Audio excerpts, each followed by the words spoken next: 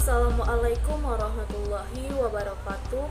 Perkenalkan, nama saya Sel Oktaviana Dayanti dari kelas 4D Manajemen Pendidikan Islam Fakultas Tarbiyah dan Keguruan Universitas Islam Negeri Sultan Taha Jambi. Pada kali ini saya akan mempresentasikan evaluasi kebijakan pendidikan dengan mata kuliah analisis kebijakan pendidikan dan dosen pengampu Febrika Rahmat Basuki. Pendidikan. Pengertian evaluasi kebijakan pendidikan. Evaluasi kebijakan berarti penilaian terhadap hasil program yang telah direncanakan dan dilaksanakan oleh pemerintah. Sedangkan pengertian evaluasi kebijakan pendidikan merupakan pengukuran atau penilaian terhadap program pemerintah yang terfokus dalam ranah kependidikan dalam segala aspek.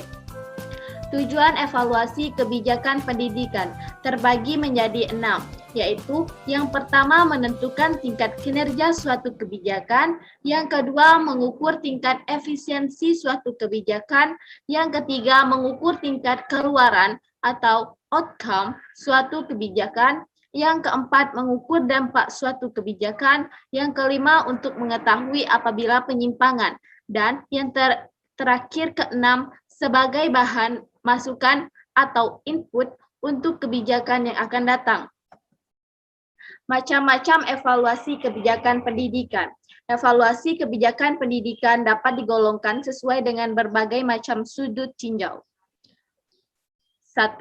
Dari segi waktu mengevaluasi, evaluasi kebijakan dapat digolongkan menjadi 2, yaitu pandangan linear dan pandangan komprehensif. Ditinjau dari substansi evaluasi kebijakan pendidikan dapat dibedakan menjadi 3, yaitu evaluasi kebijakan pendidikan dasar, evaluasi kebijakan pendidikan menengah, dan evaluasi kebijakan pendidikan tinggi. Ditinjau dari periodisasi evaluasi dibedakan menjadi evaluasi kebijakan pendidikan repelita ke-6 tahun pertama, tahun kedua, tahun keempat, dan tahun terakhir. Ditinjau dari kriteria evaluasi dibedakan atas golongan. 1. Evaluasi yang menggunakan kriterium, dan yang kedua kriterium yang dibuat berdasarkan norma.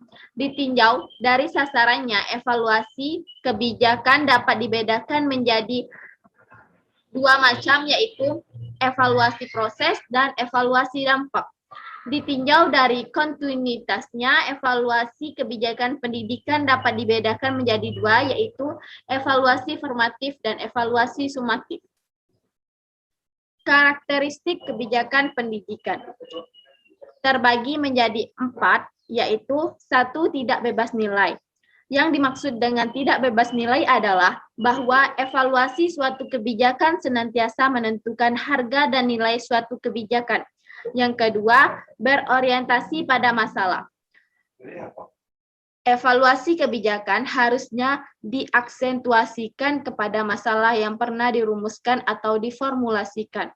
Yang ketiga, berorientasi pada masa lalu atau kini.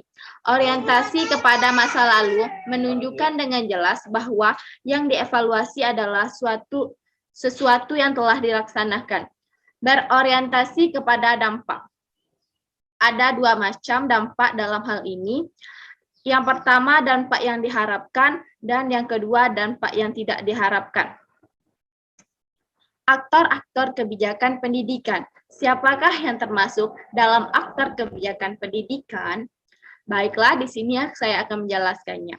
Yang termasuk ke dalam aktor resmi adalah pembuat kebijakan atau legislatif, pelaksana kebijakan atau eksekutif, dan administrator dari tingkatan nasional sampai dengan tingkatan lokal.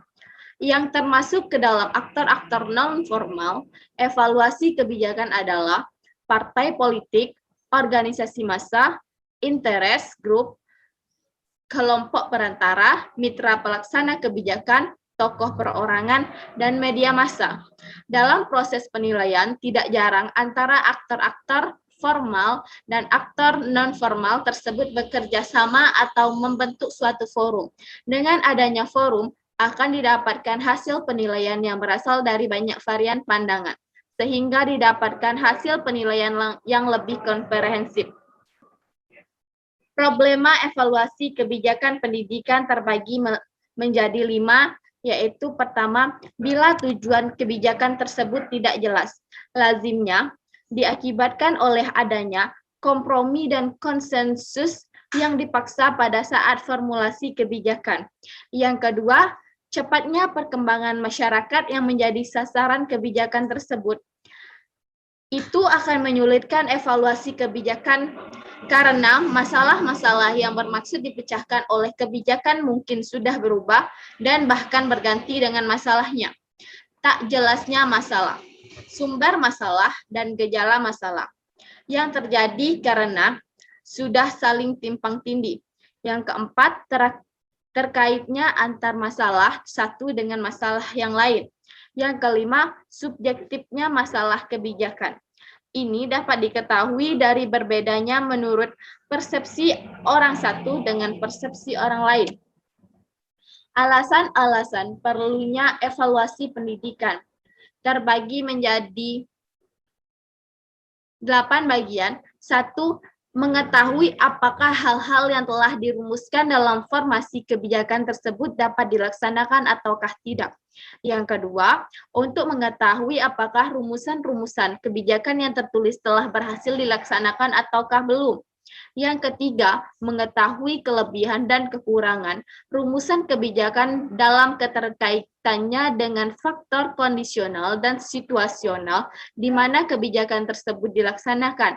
Yang keempat, mengetahui seberapa jauh suatu rumusan kebijakan telah dapat diimplementasikan.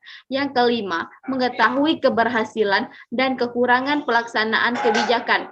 Yang keenam, mengetahui seberapa dampak yang ditimbulkan oleh suatu kebijakan terhadap khalayak yang bermaksud dituju oleh kebijakan dan khalayak yang tak bermaksud dituju oleh kebijakan. Yang ketujuh, mengetahui apakah risiko-risiko yang telah diperhitungkan pada saat formulasi telah dapat diatasi dengan baik atau tidak. Dan yang ke-8 adalah mengetahui langkah-langkah yang dapat ditempuh dalam hal perbaikan kebijakan. Itulah yang dapat saya sampaikan melalui presentasi ini. Saya ucapkan terima kasih dan wassalamualaikum warahmatullahi wabarakatuh.